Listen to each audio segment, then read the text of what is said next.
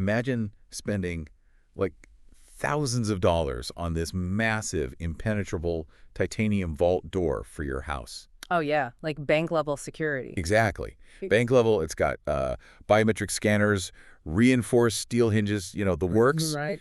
So you have it installed, you step back to admire it, and then you just leave the manufacturer's default combination of 1, 2, 3, 4 on the keypad. Which completely defeats the purpose. It sounds absurd. Yeah. But today, we're looking at how everyday users and even massive corporations do exactly this with their digital lives. All time. Yeah. We spend so much time worrying about like sophisticated cyber syndicates that we forget we are leaving the digital equivalent of a key under a very obvious welcome mat. It really is the ultimate paradox of modern computing. Because the tools are there. Right, the tools are there. We have incredibly advanced defensive tools built right into our operating systems, but the majority of systems are compromised through mechanisms that require almost no technical sophistication from the attacker. Wow. So it's not some crazy hacker in a hoodie. No, not usually. We're talking about configuration failures, ignored defaults, and, just a fundamental misunderstanding of how the machine actually processes access. Okay, let's unpack this. Welcome to this deep dive. Today we're opening up a rather imposing stack of source material, specifically the CompTIA A plus certification exam objectives. The gold standard for IT. Yeah, specifically Module 19, which covers Core 1 and Core 2 security settings. And for those who might not know, this is the exact foundational material used to certify professional IT technicians worldwide. It is incredibly dense material. Oh, dense is an understatement. It's highly technical, and it absolutely does not pull its punches. Yeah. But our mission today is to take these, certification-level concepts regarding workstation and account security and translate them into a practical, layered framework that you, the listener, can actually use. Right, because whether you are locking down a single laptop at a coffee shop or managing a massive enterprise infrastructure, the core concepts are identical. Exactly. So we're going to evaluate those digital defenses. Yeah. And the value of this specific certification material is how methodically it strips away common assumptions. It really does, because there's this pervasive illusion that security is a product you buy. That installing an antivirus program or buying an expensive new router just magically means you're secure. Right, like a security blanket. Yeah. Yeah. And the CompTIA guidelines force us to abandon that product-based mindset. We have to look at the granular mechanical reality of how operating systems authorize actions, how network ports listen for traffic, and how systems are actually compromised from the inside out. And we are definitely going to get into some incredibly advanced automated sentinels later on. But to build a framework, you have to start at the absolute foundation of access, right? The front door. The front door, a credential, the password. And reading through this source material, it is clear that the industry has completely redefined what a quote-unquote good password actually is. Oh, completely. Like the advice we all grew up with is now officially considered a vulnerability. Yeah, the paradigm shift here is fascinating because it's driven entirely by a change in how attackers operate. How so? Well, for 2 decades, the standard advice from every IT department was to create a password that looked like a localized explosion on a keyboard. Right, a random jumble of uppercase, lowercase, numbers, symbols. Exactly. The theory was that complexity equals security. But the guidelines now explicitly instruct us to move away from those forced complexity rules in favor of sheer length. Yeah, the outline highlights this beautifully. It prioritizes length over complexity, demanding a minimum of 12 to 16 characters. And it advocates for the use of passphrases. Right. The source provides this specific example, which is blueriver.2025 wind. Which is a great example. But at first glance, it just looks like a few dictionary words pushed together with a couple of symbols thrown in. I look at that and think, a computer could guess that in a second. Why is this the new gold standard? To wrap your head around why that passphrase is so formidable, we have to look at the mathematical reality of modern brute force algorithms. Okay, walk me through that. So attackers are not sitting at keyboards trying to guess your favorite sports team or your dog's name. They are running automated programs that leverage the massive parallel processing power of modern graphics cards, or GPUs. Oh, wow. Like gaming hardware? Exactly like gaming hardware. These programs churn through millions, sometimes billions, of possible character combinations every single second. So there's actually running a high-speed dictionary and variation attack against the authentication system. Right. And that brings us to how the operating system actually stores your password. Windows doesn't keep a plain text file with blueriver.2025wind written in it. That would be bad. Very bad. When you create a password, the system runs it through a cryptographic hash function. A hash is this one-way mathematical algorithm that scrambles your password into a fixed-length string of characters. So it's like a digital fingerprint of the password. Perfect analogy. When you log in, Windows hashes whatever you just typed and compares that new hash against the stored hash. If they match, you're in. Okay, so the attacker isn't actually guessing the password at the login screen. No, not at all. They have stolen the database of hashes, and they are trying to reverse engineer them offline at lightning speed. Oh, wow. So they just guess, hash it, and check it. Exactly. That is the mechanism of a modern password crack. The attacker software generates a guess, hashes it, and checks if it matches your stolen hash. Doing this billions of times a second means that short passwords, even incredibly complex ones, fall super quickly. Even with all the special characters. Yeah. If your password is only 8 characters long, even if it's a nightmare of symbols and numbers like T hashtag 7Q exclamation mark, the total number of possible combinations is relatively small for a computer. It might crack it in a few hours. But when you expand that length to 16 characters, the math changes completely, right? It changes exponentially. Combinatorics dictates that every single time you add a character to a password, you exponentially multiply the total number of possible combinations. By the time you reach 16 characters, the mathematical space of possibilities is so unimaginably vast that even a supercomputer capable of billions of guesses a second would take centuries to churn through every permutation. Centuries. Yeah. The algorithm is defeated not by cleverness, but by the sheer brute physics of the mathematical space it has to search. I used to think of password complexity like hiding a grain of sand on a beach. Like a short, complex password was just hiding it well. But a 16-character passphrase isn't just making the beach bigger. It's generating entire new galaxies of sand. That's a great way to look at it. But the real brilliance of the passphrase lies in its cognitive design. Cognitive design. Yeah, like how our brains work. The fundamental flaw of the old advice was that human brains cannot reliably store 16-character strings of random, unpronounceable characters. No, definitely not. If an IT department forces a user to create a highly complex, random string, the user's brain will just reject it. So they write it on a sticky note and stick it right to the bezel of their monitor. Or they save it in an unencrypted text file on their desktop labeled passwords. I've seen it 100 times. Exactly. They compromise the physical security to cope with the cognitive load.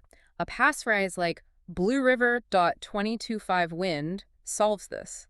It gives you the mathematical protection of a 16-character string, generating that massive entropy, but it relies on cognitive mapping. Because it's a picture. Right. Your brain can easily visualize a blue river, a gust of wind, and a year. It is mathematically hostile to machines, but incredibly friendly to human memory. That makes so much sense. Now, the source material also points out several deprecated rules, which I found so vindicating. Oh, I bet. It obviously says to avoid personal info, no birthdays, no pet names, because those are easily scraped from social media. But it explicitly states that forcing frequent password expiration is a deprecated bad practice. Yeah, this was a very bitter pill for many old-school system administrators to swallow. I can imagine. For years, corporate policy mandated that users change their passwords every 30, 60, or 90 days. The theory was that if a password was compromised, its lifespan would be limited. It sounds good in theory, but in practice, it just creates massive password fatigue. Yeah. Like if you force me to change my beautifully crafted 16-character passphrase every month, I'm not going to invent a new one. I'm going to take blueriver.2025wind. And next month, I'll just change it to blueriver.2025wind1. Right. Then wind2. Which attackers are fully aware of. Their algorithms are actually programmed to look for those exact iteration patterns. Really? Oh, absolutely. If they crack Win1, they instantly know your password for the next decade. That's terrifying. It's just a fundamental misunderstanding of the tool. It's like having a highly secure safe, but the bank manager forces you to physically alter the key every 30 days. Yeah. Eventually, you file the key down so much it barely works, or you just start leaving the safe unlocked because the friction is too high. Exactly. The change doesn't secure the lock. It weakens the credential. And that realization shifted the entire industry. The CompTIA guidelines now reflect the current NIST standards, the National Institute of Standards and Technology. Okay. You establish a strong, unique passphrase from the very beginning. You use a trusted, encrypted password manager to generate and store unique credentials for every single website you use, so you never reuse passwords. And you only mandate a password change if there is a verified data breach or a known compromise of that specific credential.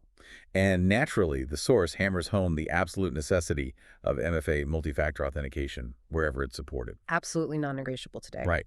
So even if a sophisticated phishing attack tricks you into handing over that passphrase, the attacker hits a wall because they don't have the secondary verification, like the time-based token on your smartphone or a physical security key. Yeah, MFA shifts authentication from something you know, which can always be stolen, to something you have, which requires actual physical presence. But let's take a major step back here. We're talking extensively about logging into the operating system. Yeah. We are guarding the Windows login screen. Right. But what if we need to protect the system before the operating system even has a chance to load? Because if an attacker gets in before Windows starts up, Windows security doesn't even matter, does it? Yeah. How do we secure the literal hardware? That requires diving into the firmware layer of the workstation, the BIOS, or its modern equivalent, the UEFI. UEFI. Yeah, it stands for Unified Extensible Firmware Interface. This is the very first software that executes when you press the physical power button on your machine. It lives on a non-volatile memory chip directly on the motherboard. Okay, so before Windows is even a thought. Exactly. Its primary job is to perform a power-on self-test to ensure the hardware is actually functioning, initialize the components, and then locate the bootloader to hand control over to the operating system. So if an attacker can manipulate the BIOS, they essentially own the foundation of the house before the framing even goes up. Precisely. If I can walk up to your workstation, reboot it, and access the BIOS settings, I can instruct the motherboard to completely ignore your hard drive. Just skip it entirely. Yep. I can tell it to boot from a malicious USB drive I brought with me. That USB drive could contain a lightweight, portable operating system loaded with forensic extraction tools. Oh, man. I boot into my OS, mount your hard drive, and completely bypass your Windows passphrase, your multi-factor authentication, and your Active Directory policies. Because Windows never loaded. You just sidestepped the entire fortress. This is exactly why the CompTIA objectives strongly emphasize configuring BIOS or UEFI passwords. By setting an administrator password at the firmware level, you lock down the motherboard itself. Right. If someone tries to enter the UEFI to change the boot order or disable the secure boot feature, which verifies the digital signature of the bootloader, the system halts and demands the firmware password. Okay, so that protects the settings. But the outline also specifically calls out PBA pre-boot authentication. How does that differ from just locking down the settings? A standard UEFI password only stops someone from changing the hardware configuration. Pre-boot authentication is a much more aggressive stance. It halts the entire boot process. Completely. Completely.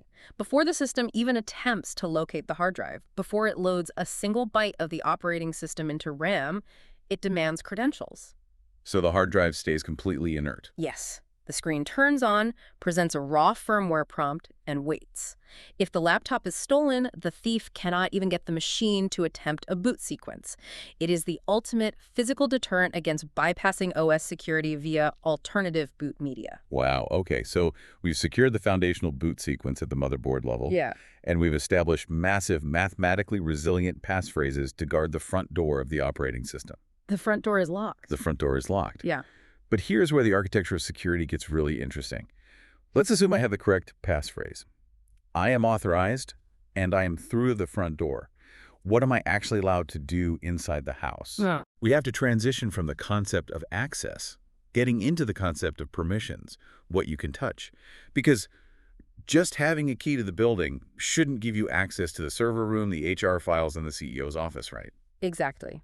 This introduces a foundational philosophy in IT security known as the principle of least privilege, often abbreviated as PoLP. PoLP. The definition provided in the source material is wonderfully precise. It says, users and systems must be granted only the minimum level of access and permissions required to perform their specific job functions, and absolutely no more. It sounds incredibly logical, yet it's like almost universally ignored on personal computers and small business networks. No, completely ignored. But Source breaks down these permissions into a hierarchy of privilege levels. At the foundational tier, you have the standard user.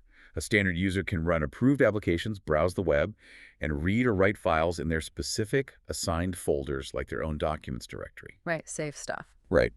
But a standard user cannot install new software globally, they cannot alter network configurations, and they cannot touch core system files.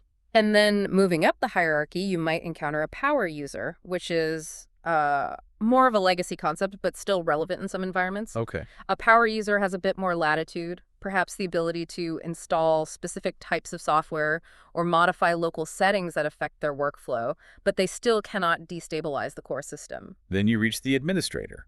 The local administrator has absolute unfettered control to manage and configure that specific machine. They can change any system setting, install or uninstall any driver, and read, write, or delete any file on the hard drive, regardless of who created it. And in a massive corporate network, the hierarchy extends further to the domain admin or enterprise admin. These accounts have absolute control, not just over one machine, but over every single server, workstation, and user account across the entire network infrastructure. The keys to the kingdom. Literally. But the CompTIA source points out a massive glaring vulnerability here. It draws a stark contrast between best control practices and high-risk practices. And the high-risk practice it highlights is exactly what 99% of people do at home, running their everyday daily driver account as a full administrator. It is, without exaggeration, the single most common and destructive architectural vulnerability we see in endpoint security. Really, the single most common. Without a doubt. To understand why it's so dangerous, you have to understand how modern CPU architecture and operating systems handle processes. Operating systems are designed around rings of privilege. Rings? Yeah. User applications run in user space, an unprivileged ring. The core operating system, the kernel, runs in kernel space, the most privileged ring. So there's a physical hardware separation of what code can do. Yes. When you log into your computer to check your email, watch a video, or write a document, those applications only need user space access. They do not need the ability to alter core system files in kernel space. However, when you are logged in as an administrator, every single program you launch inherits your administrator access token. It's wearing your ID badge. And your ID badge is a master key. If you are browsing the web as an administrator and you accidentally click a malicious link that executes a payload, that malware executes with your privileges. Because you are an admin, the malware is an admin. Oh, wow. It can instantly bypass user space, reach directly into the system architecture, rewrite your registry keys, install hidden rootkits, and take total control of the hardware. Because the system didn't see an attack, it just saw the administrator executing code, which is technically allowed. Exactly. The system did exactly what it was instructed to do by a highly privileged user. The principle of least privilege mitigates this by mandating that you use a standard user account for daily work. By doing so, you drastically reduce your attack surface. If malware executes under a standard user account, it is trapped within that user's limited sandbox. It attempts to rewrite a system registry key, and the operating system simply says, access denied. It hits a brick wall. Right. The malware fails to install because the user running it does not have the authority to alter the system. That makes perfect sense, but it introduces a massive friction point. Occasionally, I do need to install a program. I need to update a driver or change a network setting. If I'm logged in as a standard user, how do I accomplish those necessary tasks without constantly logging out and logging back in as an administrator? Right. This brings up a feature that I think frustrates almost every Windows user, UAC, or user account control. Yeah, in Linux environments, the equivalent would be the sudo command superuser do. But Windows UAC is a fascinating mechanism that is highly misunderstood. Misunderstood is an understatement.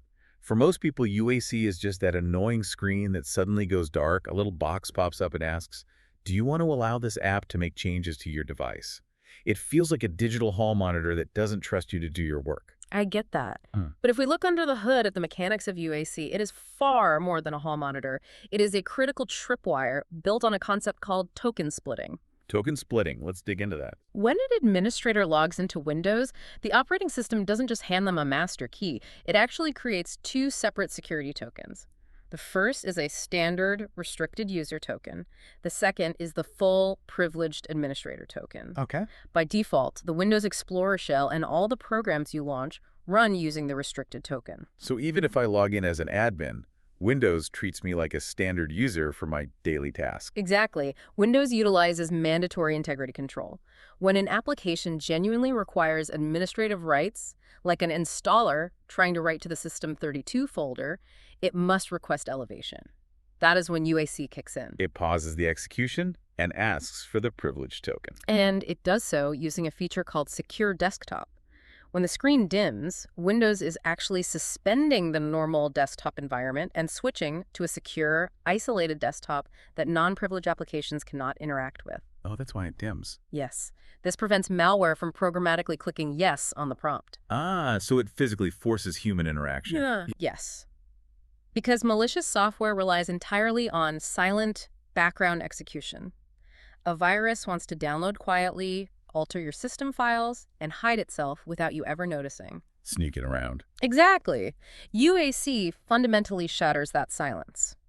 If a rogue script you didn't know about tries to escalate its privileges, UAC forces it into the light. The screen dims, the prompt demands elevation, and you are immediately alerted that something is attempting a major system change. Wow. If you didn't initiate that action, you click no, the request is denied, and the attack vector is neutralized. That changes the entire perspective. It's not a hall monitor. It's the guard at the vault physically stopping an action and demanding to see the paperwork. Perfectly said. And the source makes an important distinction about how we manage these permissions at a granular level. It states that data owners should manage file and folder permissions using NTFS, while IT admins should manage user rights and roles. Right. This highlights the difference between system-level rights and object-level permissions. NTFS stands for New Technology File System, which has been the standard file system for Windows for decades. Okay. NTFS permissions allow you to construct incredibly detailed access control lists, or ACLs, for individual files and folders. So instead of just saying who is an admin, we're saying who can look at this specific spreadsheet. Precisely. You can take a folder, let's say a quarterly financials folder, and populate its access control list with specific access control entries, or ACs. ACs. Right. You can configure it so user A has read permission. They can view the files but cannot alter them. User B has modify permission. They can read and edit the files. And user C has an explicit deny permission. They cannot even see that the folder exists. So the data owner controls that. Yes, because the person who creates and owns that data understands the business logic of who needs to see it. Therefore, the data owner should configure the NTFS permissions. But the IT administrator is responsible for the broader architecture, creating the user accounts, assigning them to security groups, and managing the overall domain infrastructure. Okay, so we've secured the active users, we've stripped away their daily privileges to reduce the attack surface, and we have our UAC tripwires set to catch silent execution. The main entrances are fortified. The main entrances are fortified. But what about the invisible doors, the forgotten accounts, and the background services? Because sophisticated attackers rarely bother breaking down a heavily fortified front door if they can simply slip through an unlocked basement window. Right, and this moves us from user management into the discipline of system hardening. System hardening. Hardening is the process of patching the holes, minimizing the attack surface, and systematically eliminating unnecessary risks. And the most glaring, terrifying holes are often left there intentionally by the hardware manufacturers themselves. Default settings. Default settings. But the source text is aggressively uncompromising about this. Yeah. It demands that you change default administrator accounts and passwords immediately upon device setup. And it provides a table of specific real-world examples that are essentially public knowledge. Oh, yeah. Everyone knows them. For instance, it lists Cisco router defaults.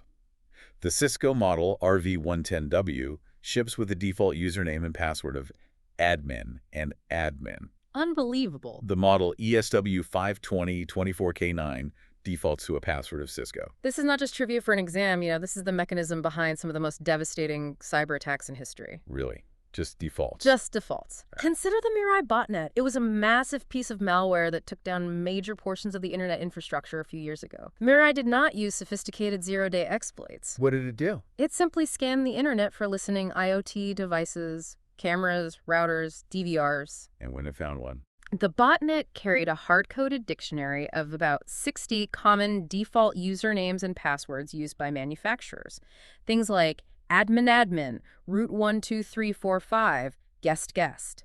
When it found a listening device, it simply tried those combinations. Wow. Because Yeah. millions of users plugged in their webcams and routers without ever changing the factory settings, Mirai compromised hundreds of thousands of devices in days, turning them into a massive, coordinated digital army. They literally walked right in using the manufacturer's keys. The attackers just weaponized our collective laziness. Exactly.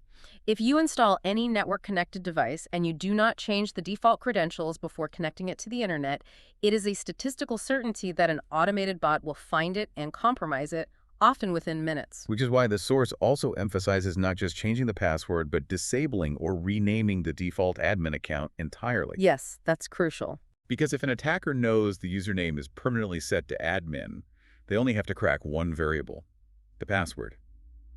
If you rename the administrator account to something unique, you force the attacker to blindly guess both the username and the password, which geometrically increases the difficulty of a brute force attack. Exactly. Beyond the administrative accounts, the outline explicitly targets the guest account. The directive is to disable guest or public accounts completely unless they are explicitly required for a specific business function. I remember when every computer had a guest account on the login screen. It feels like a relic. It is a historical relic from an era of shared physical terminals in libraries or university labs. But from a security architecture standpoint, a built-in account with no password requirement that allows anonymous, unauthenticated users to log on and access local system resources is just an unacceptable vulnerability. Even if the guest account is heavily restricted and can't install software, it still gives an attacker a foothold, right? It provides local access. Every account in Windows has a security identifier, or SID. The built-in guest account has a well-known, standardized SID. If an attacker can log in as a guest, they are no longer an external threat. They are inside the machine. That's scary. Yeah, they can map the file system, look for unpatched local vulnerabilities, and begin attempting privilege escalation exploits to gain system-level control. So the recommendation here is practical. If you genuinely need to provide someone access, like a visiting auditor or a temporary contractor, you provision temporary credentials with an expiration date. Right. You give them a specific identity, you log their actions, and the access automatically revokes when they leave.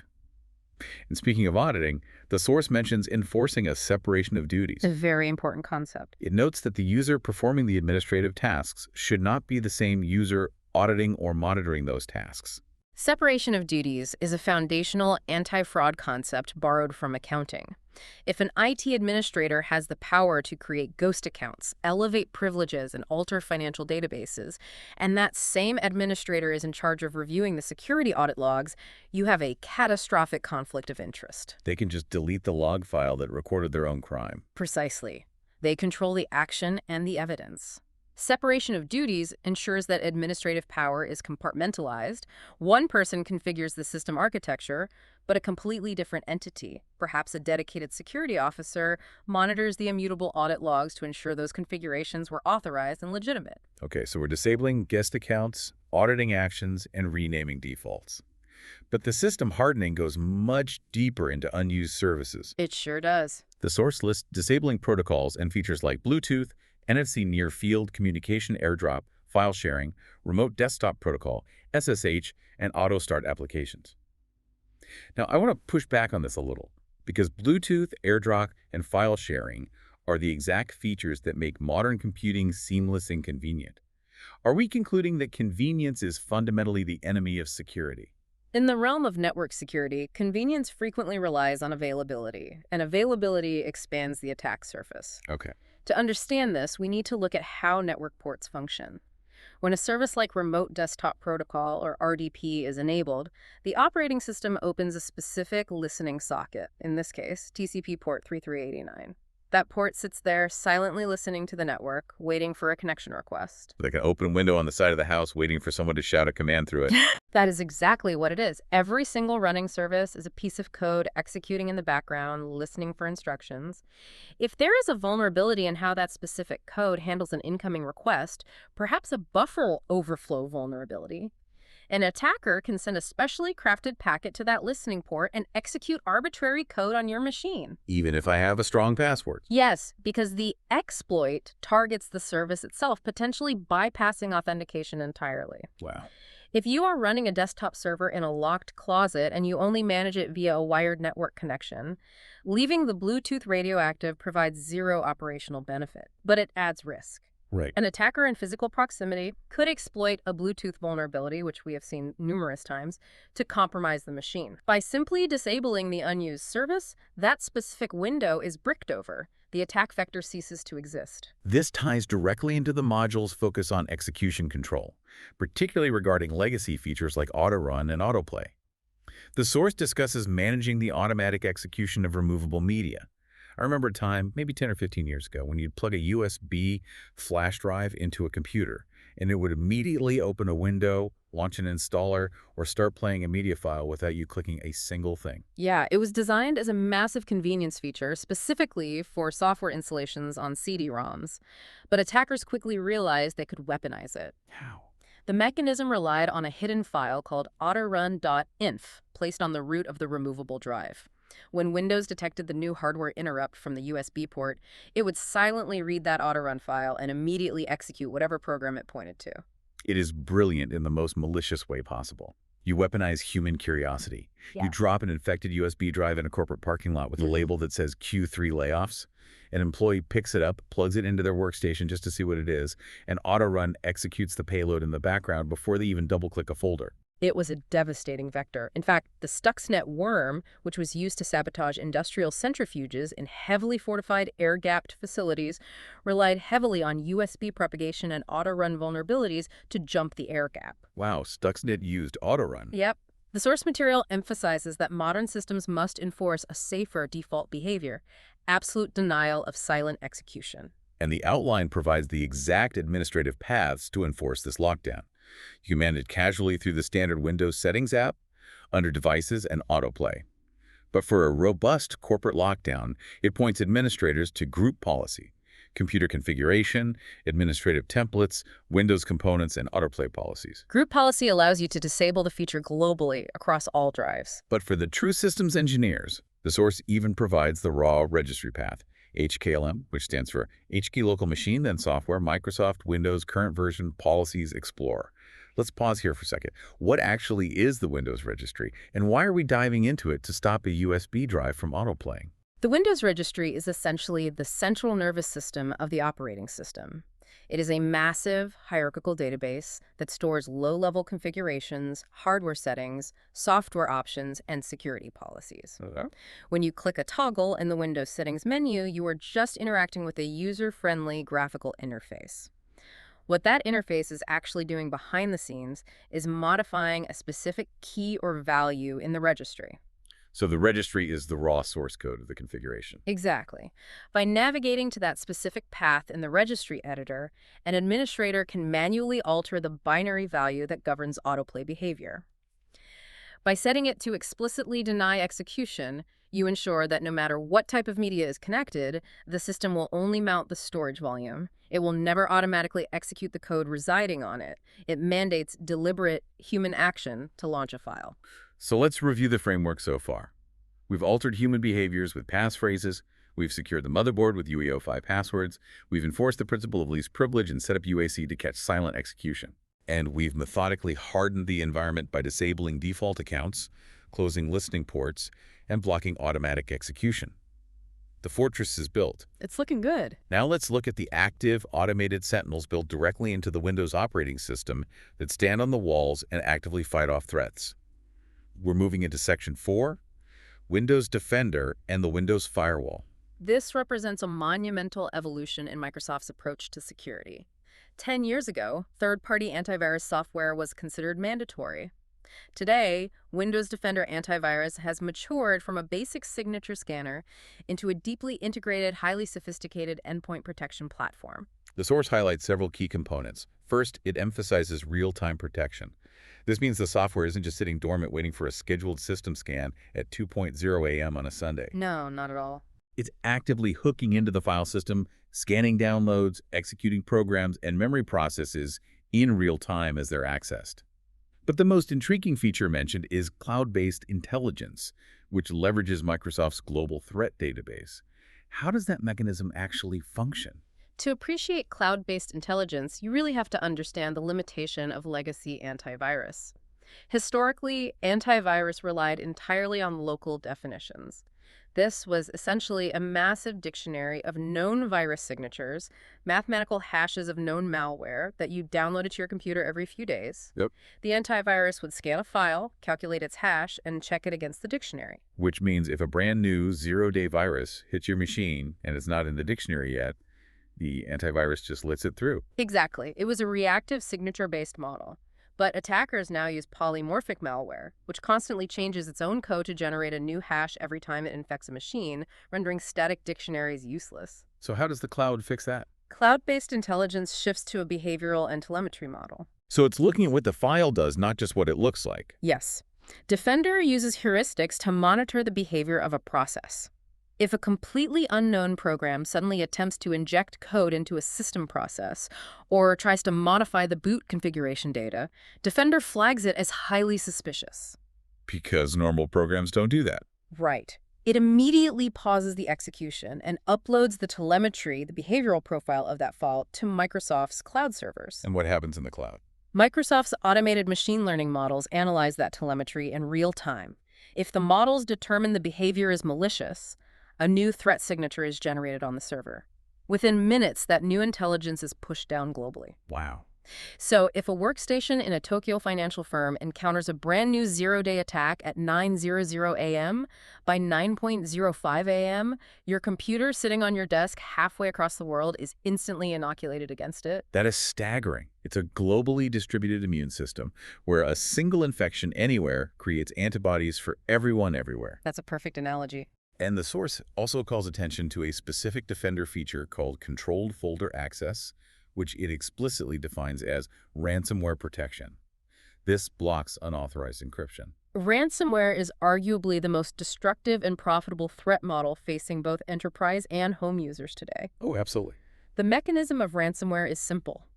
It bypasses your defenses, silently encrypts all of your personal files, your databases, your photos, your documents, using an incredibly strong cryptographic algorithm, and then demands a cryptocurrency payment to give you the decryption key. And controlled folder access is designed to surgically interrupt that process. I visualize it like keeping your most critical, irreplaceable documents in a reinforced glass display case. Okay, I like this. You can look at the documents, you can read them, and you can even have your trusted applications like Microsoft Word reach in and edit them.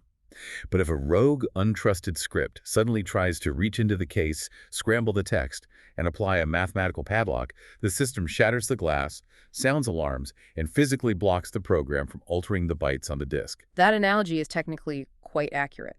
Controlled folder access operates via a file system filter driver. It sits between the application and the hard drive.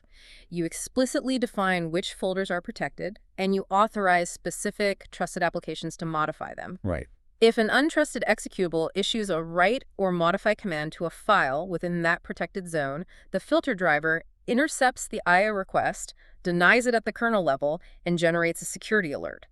The ransomware might be running on your machine, but it is rendered impotent because it cannot manipulate the protected data. Here's a fascinating administrative detail from the source, though. It notes that if you decide to install a third-party antivirus program, say, you prefer a different vendor, Windows automatically deactivates Defender. It does, and that is a crucial architectural failsafe to prevent software conflicts. Real-time antivirus engines are highly intrusive. They hook deeply into the kernel to intercept file operations. Right, they need deep access. Exactly. If you have two different real-time engines attempting to hook the exact same file access request at the exact same microsecond, they will collide. They will lock each other out, consume massive amounts of CPU cycles, and almost certainly trigger a blue screen of death. Yikes. So Windows elegantly steps aside to let the third-party software take the helm, but it monitors the status via the Windows Security Center. If that third-party software crashes, expires, or is uninstalled, Windows Defender automatically reactivates to ensure you are never left entirely exposed. Now, complementing the antivirus, we have the Windows Defender Firewall. And the certification text defines this very specifically. It calls it a stateful host-based firewall. We need to break down those terms. Host-based is straightforward. It means the software lives locally on the individual operating system rather than being a physical hardware appliance sitting at the perimeter of the network. Right. But the term stateful is the critical one. What is a stateful firewall, and how does it differ from older technologies? To understand stateful, we must look at how network traffic is transmitted using the Transmission Control Protocol, or TCP. PCP is connection-oriented. Early firewalls were stateless, meaning they acted like a bouncer at a club who only checks IDs against a strict list, looking at every single packet of data in total isolation. Okay. A stateless firewall sees a packet arriving on port 80 and says, "My rule says port 80 is allowed, come in." It has no memory of the packet that arrived a second ago. Which means it has no context. It can easily be tricked by an attacker sending spoofed packets that look legitimate on the surface. Exactly. A stateful firewall, however, maintains a dynamic state table. It tracks the context and the sequence of the entire conversation. When your web browser wants to download an image from a server, it initiates a TCP three-way handshake, a SYN packet, a SYN ACK response, and an ACK confirmation. It establishes a formal, tracked connection. Yes. The stateful firewall monitors that handshake. It records your outbound request in its state table, noting the source port, the destination IP, and the sequence numbers. When the server sends the image data back, the firewall examines the incoming packets, checks its state table, and says, "Ah, I remember you initiating this request. The sequence numbers match an established legitimate connection. You may pass." But if an unsolicited packet tries to enter? If an attacker scans your IP address and sends an unsolicited packet to a listening port, the firewall checks the state table. Because your machine never initiated a request for that data, the firewall recognizes that the packet does not belong to a valid, established state. It silently drops the packet before it ever reaches the application layer. It remembers the context of the interaction. That's so smart. Yeah. And the source mentions that this firewall utilizes profiles, specifically domain, private, and public network profiles. This is that familiar pop-up you get when you connect your laptop to the Wi-Fi at a hotel, and Windows asks, "Do you want your PC to be discoverable by other PCs on this network?" That prompt is actually interacting with the Network Location Awareness Service, and your answer fundamentally alters the firewall's rule set. So if I select public... If you select the public profile, the firewall assumes you are operating in a highly hostile environment. It immediately applies the most restrictive rule set. It blocks incoming connection requests, it disables network discovery, it shuts down file and printer sharing, and it essentially makes your workstation invisible to all other devices on that local subnet. But if I go home and connect to my own router, I want my computer to talk to my smart TV and my wireless printer. In that case, you select the private profile. The firewall relaxes the inbound rules, trusting the local subnet, and allows protocols like SMB for file sharing and media casting services to operate. And the domain profile is applied automatically when the machine authenticates to a corporate network, and those rules are managed entirely by the IT department. It's an incredibly dynamic shield.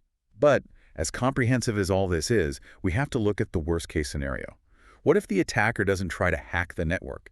What if they just throw a brick through your car window and physically steal the laptop? The physical breach. Yeah. They have the hard drive in their hands. They can pull the drive out, plug it into their own machine, and completely bypass your Windows passphrase, your UAC, and your stateful firewall. The OS defenses are useless if the OS isn't running. This brings us to the ultimate failsafe: encryption and key management. When physical access is compromised, cryptography is the only remaining barrier between the attacker and your data. The source defines encryption as the process of converting readable plaintext data into ciphertext using a complex mathematical algorithm and a cryptographic key. So even if the thief mounts your stolen hard drive on their own system, they don't see your spreadsheets and family photos. They see a massive, unstructured wall of scrambled mathematical garbage. Precisely. It is mathematically indistinguishable from random noise. The source details two primary encryption mechanisms built into the Windows environment. The first, and most comprehensive, is full disk encryption, handled by a technology called BitLocker. Yeah, the outline also mentions BitLocker to Go, which is the variant used to encrypt removable USB flash drives. But focusing on the main drive, how does BitLocker actually protect the data? BitLocker utilizes the Advanced Encryption Standard, or AES, typically with a 128-bit or 256-bit key. It encrypts the entire volume at the sector level. The whole thing. The whole thing. This means the operating system files, the system registry, your personal user profiles, the hibernation files, and even the empty deleted space on the drive are all encrypted. When the computer is turned off, the drive is a cryptographically locked brick. But the source notes a crucial hardware dependency here. It states that for BitLocker to be truly effective and transparent to the user, it relies on a TPM chip. That stands for Trusted Platform Module. I see TPM 2.0 listed as a strict requirement for Windows 11, but what actually is it? Why do we need a piece of physical hardware to perform software encryption? To understand the necessity of the TPM, you have to think about the vulnerability of the decryption key. Encryption is useless if the key is easily accessible.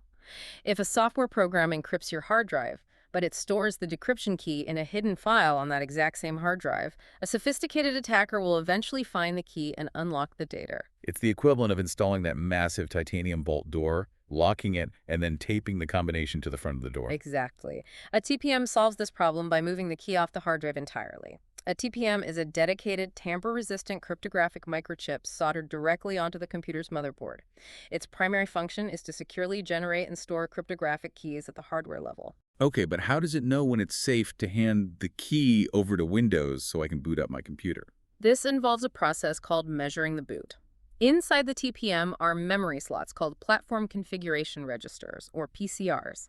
When you press the power button, the hardware begins checking itself. The BIOS hashes its own code, it hashes the bootloader, it hashes the master boot record. Wow. It stores all of these cryptographic measurements inside the PCRs. It creates a mathematical snapshot of a healthy, untampered boot sequence. Yes. When you configure BitLocker, the TPM seals the decryption key against those specific PCR values. The next time you turn the computer on, the system measures the boot process again. And compares them. Exactly. If the new measurements match the sealed values exactly, the TPM concludes that the hardware has not been tampered with, the bootloader is legitimate, and the hard drive is in its original machine. Only then does it release the decryption key to the CPU, unlocking the drive and allowing Windows to load. So if a thief pulls the hard drive out and puts it in their own laptop, the new laptop doesn't have your motherboard's TPM chip. Yeah. The key isn't there. The drive remains locked forever. Right. And if the thief tries to alter the bootloader on your stolen laptop to bypass security, the boot sequence measurements change, the PCR hashes don't match, and the TPM refuses to release the key. That is brilliant hardware-level defense. That is BitLocker. But the source material also details a secondary encryption technology called EFS, the encrypting file system. This is a feature built into Windows Pro, Enterprise, and Education editions, notably absent from Windows Home. How does EFS differ architecturally from BitLocker? If BitLocker is a titanium vault door securing the entire building, EFS is a high-security lockbox inside a specific desk drawer within that building. EFS does not encrypt the entire volume. It allows you to encrypt individual files or specific folders on an NTFS formatted drive. Why would an organization want to encrypt a single file instead of just locking down the whole drive with BitLocker? Because BitLocker and EFS serve different security models. BitLocker protects data at rest against physical theft of the hardware, but once the computer boots up and the TPM unlocks the drive, the entire volume is decrypted and accessible to the operating system. Okay, that makes sense. EFS, on the other hand, operates at the user level, adding a cryptographic layer of access control that works in tandem with standard NTFS permissions. Let me see if I have this right. Let's say we work in the same office and we share a workstation. The IT department has BitLocker enabled. When I turn the computer on in the morning, the TPM unlocks the drive, Windows loads, and the machine is ready. BitLocker has done its job, but we are sharing the machine. Exactly. The drive is unlocked. If you simply rely on NTFS permissions, an administrator could potentially override those permissions and read your files. But with EFS, you can right-click your Performance Reviews folder and select Encrypt Contents to secure data. EFS encrypts those specific files using a public-private key pair tied directly to your unique Windows User Profile certificate. So if you log into that exact same BitLocker unlocked machine using your account, and you try to open my EFS encrypted spreadsheet, what happens? I will receive an access denied error. Even if I am a local administrator and I forcefully take ownership of the file using NTFS permissions, I still cannot read the data. I have the file, but I do not possess the private cryptographic key required to decrypt the ciphertext, because that key belongs exclusively to your user certificate. Which brings up a terrifying operational question. If that private key is tied to my user profile, what happens if my Windows profile gets corrupted? What if an IT admin accidentally deletes my account, or I reinstall Windows without backing up my data? This is where we encounter one of the most severe warnings in the CompTIA A source material. EFS relies on public key infrastructure and certificates managed by the operating system. The text is absolute on this point. You must proactively back up your EFS certificate and private key. Or else. Or else. It specifies utilizing the Windows Certificate Manager tool accessible by typing certngr.msc into the run dialog. Just a quick note for the listeners, an MSC file is a Microsoft Management Console snap-in. It's a localized dashboard for managing specific advanced system settings. So you open the Certificate Manager, find your personal certificate, and export it. Yes, you export it as a PFX file, secure it with a strong passphrase, and store it offline. Because if you fail to back up that key, and your Windows user profile is destroyed or the operating system crashes beyond repair, You suffer permanent, catastrophic data loss. there is no backdoor. Microsoft technical support cannot recover the data for you. The encryption algorithm functions exactly as designed. It successfully keeps unauthorized users out, but if you lose the cryptographic key, you become an unauthorized user to your own data. It will permanently lock you out. The mathematics of AES encryption do not care about your intentions, they only care about the key. It's the ultimate double-edged sword. You build a vault so secure that even the architect can be permanently locked out. This is why integrating technologies like Windows Hello Biometric Authentication, using fingerprints or facial recognition to unlock the TPM and access your certificates, is so critical. Yes, absolutely. It creates a secure chain of trust, from your physical biological presence, down to the hardware TPM chip, down to the encrypted ciphertext on the magnetic disk. So everything we have discussed so far provides an incredibly robust defense architecture. The listener can apply these principles today. You can set a BIOS password, establish a 16-character passphrase, configure a standard user account for daily browsing, ensure Defender is active, and enable BitLocker. You configure it once, locally, and that machine is secure. But Section 6 of our source material introduces the concept of scale, which is an entirely different beast. A whole new world. How do you implement this architecture when you aren't managing one computer but 10,000? How does a multinational corporation enforce passphrases, configure stateful firewalls, disable autoplay, and manage UAC prompts across 10,000 laptops deployed in 20 different countries without the IT department collapsing under the operational weight? You certainly do not achieve it by having technicians walk around to 10,000 desks, logging in and manually clicking through registry settings. That would take decades. This introduces the domain of enterprise control via Active Directory. Active Directory, or AD, is a sophisticated directory service developed by Microsoft. It is the centralized hierarchical brain of a Windows domain network. And the outline details the specific structural tools used to manipulate that brain. We are talking about GPOs group policy objects. To understand how AD manages scale, we have to look at its architecture. Active Directory organizes a network into a logical hierarchy. At the top, you have forests and trees, which define the trust boundaries of the organization. Below that, you have domains, which represent a specific network entity. And within a domain, you organize users and computers into organizational units, or OU. Like putting all the accounting computers in an accounting OU and all the sales laptops in a sales OU. Exactly. Group policy is the mechanism used to enforce configurations across that hierarchy. A group policy object, or GPO, is essentially a defined collection of registry edits, security settings, and scripts. And to build and deploy these objects, the source points administrators to the GPMC, the Group Policy Management Console. The administrative power of the GPMC seems almost dictatorial. It is the ultimate lever of network control. From a single workstation running the GPMC, a network administrator can create a new GPO. Let's say the policy is disable the autoplay feature on all removable media and require a minimum password length of 16 characters. The administrator links that single GPO to the root of the domain. And how does that get to the end user? This relies on Kerberos authentication. When an employee powers on their laptop in one of those 20 countries, the machine connects to the network and contacts a domain controller. The domain controller verifies the machine's identity and the user's credentials, issuing a ticket-granting ticket. During this highly secure logon process, the laptop pulls down the group policy objects assigned to it. So the machine essentially downloads the rulebook before it even lets the user see the desktop. Precisely. The settings in the GPO are written directly into the local registry of the laptop. The policy is instantly enforced. The end user cannot override it. Even if the user has local administrative rights on that specific laptop, they cannot override it because domain-level policies take absolute precedence over local configurations. The GPMC dictates the immutable law of the network. I love mapping this to the concept of city planning. If you are a home user managing a single standalone desktop, you can use a tool mentioned in the source called the Local Security Policy Accessible via secpol.msc. That is like making the rules for your own private house. You decide what time the front door locks and who gets a spare key. Right. But Active Directory and the GPMC, that's the equivalent of writing the zoning laws for an entire metropolis. You are simultaneously dictating the building codes, the traffic flow, and the security requirements for every single structure in the city from one central office. That analogy captures the scope perfectly.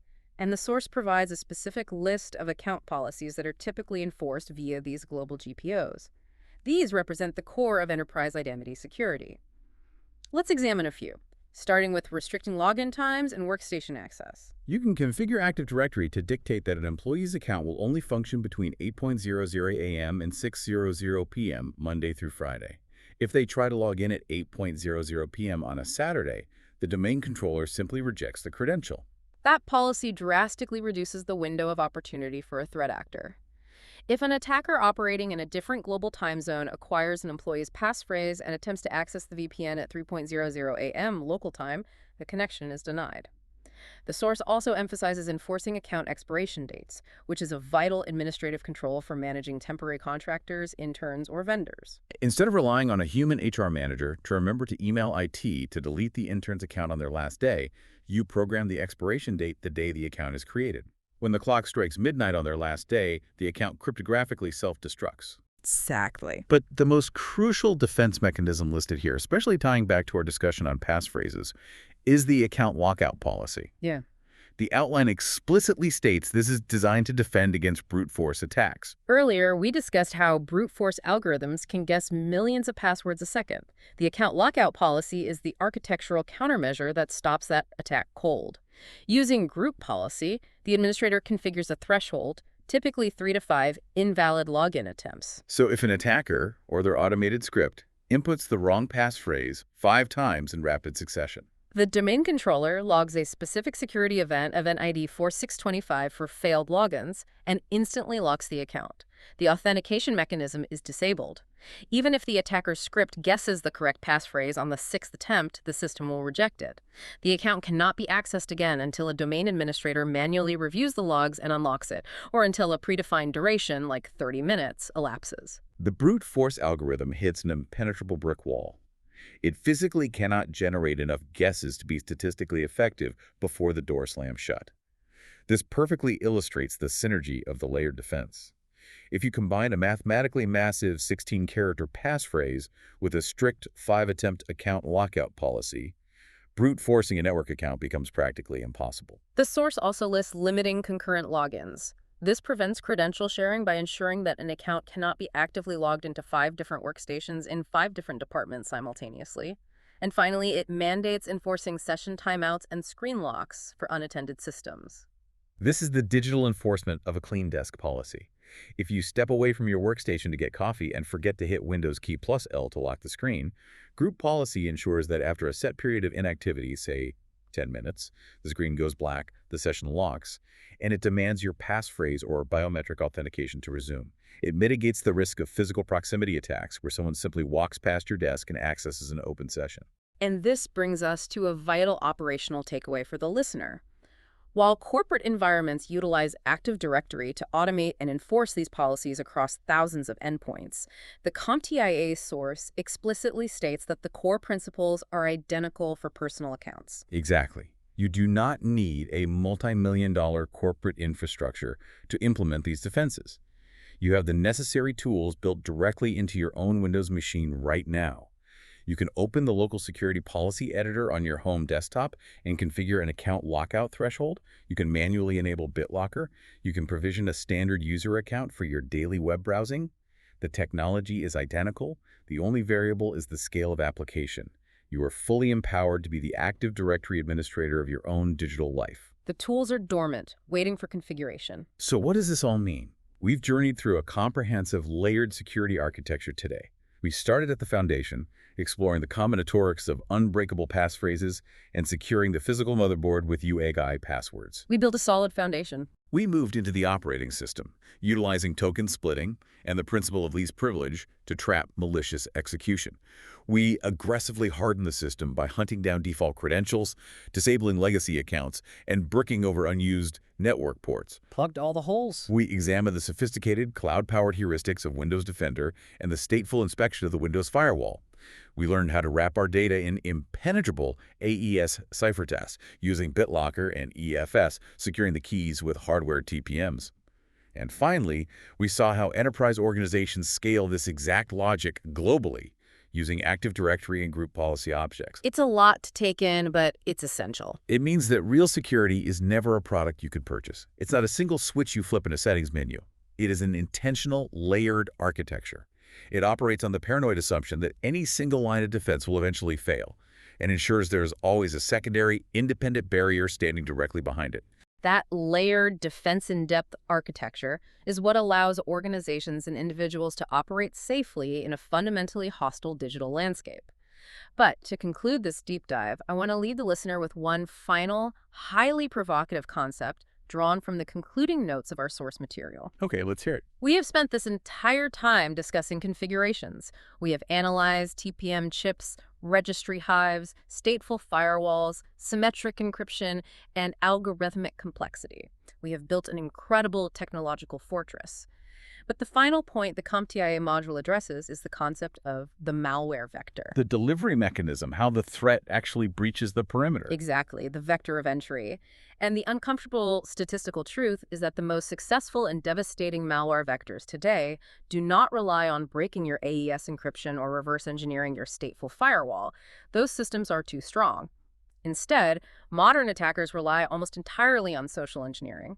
They rely on tricking the human sitting at the keyboard. The weakest link isn't the code, it's the operator. You can possess a fully patched operating system, a 20-character passphrase, biometric hardware authentication, and the strictest group policy on Earth. But if an attacker crafts a highly convincing spear phishing email that looks exactly like an urgent message from your CEO containing a link to a malicious payload, well, if you, the authorized, authenticated user, willingly choose to click that link and authorize the execution, You have just bypassed every single defense we've discussed. the technology assumes you know what you are doing. If you instruct it to open the door, it will comply. The technology can only protect you from the outside in. It cannot protect you from your own authenticated actions. The human freely opens the door from the inside, and the fortress falls. So, as you evaluate your own digital life, the final challenge is to examine not just your registry keys, but your own daily habits.